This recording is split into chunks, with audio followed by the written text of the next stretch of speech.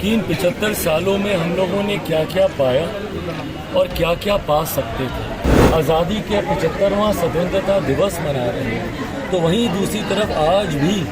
राजस्थान जैसे प्रदेश से ऐसी खबरें आती हैं जहां जाति के आधार पर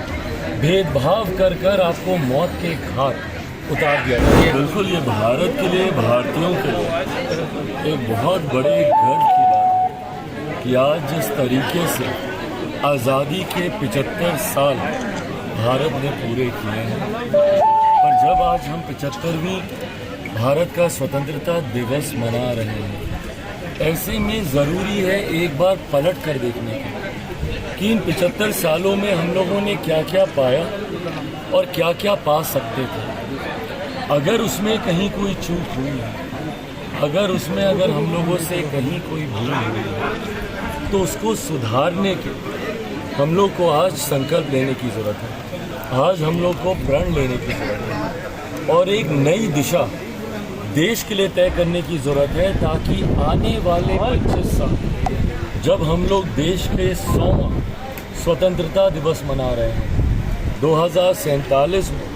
जब हम इस तिरंगे को फहरा रहे हैं, तो उस वक्त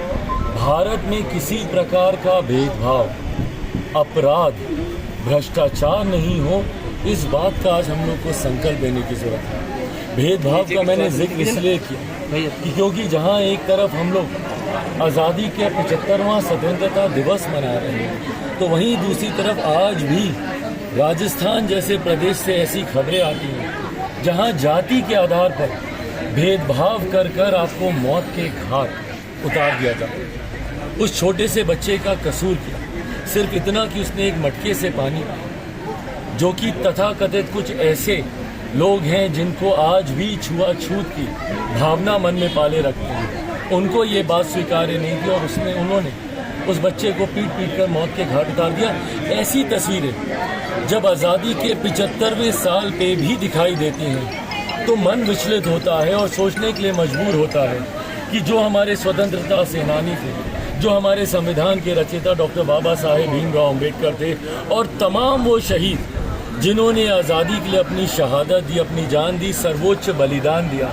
क्या हम सही मायनों में उनके सपनों को पूरा कर रहे हैं, या ये जात पात धर्म मजहब में उलझा कर हम कहीं ना कहीं जिस सपनों के भारत का निर्माण वो करना चाह रहे थे, क्या हम उसमें बाधा बन रहे हैं? इन तमाम बातों पर हम लोग को पुनर्विचार करने की एक बात ज़रूरत है। बहरहाल मैं फिर से, क्योंकि आज खुशी का दिन है, मैं फिर से पूरे देशवासियों को, बिहारी हूँ विशेष तौर पर बिहारियों को, मैं आज़ादी के स्वतंत्रता दिवस की,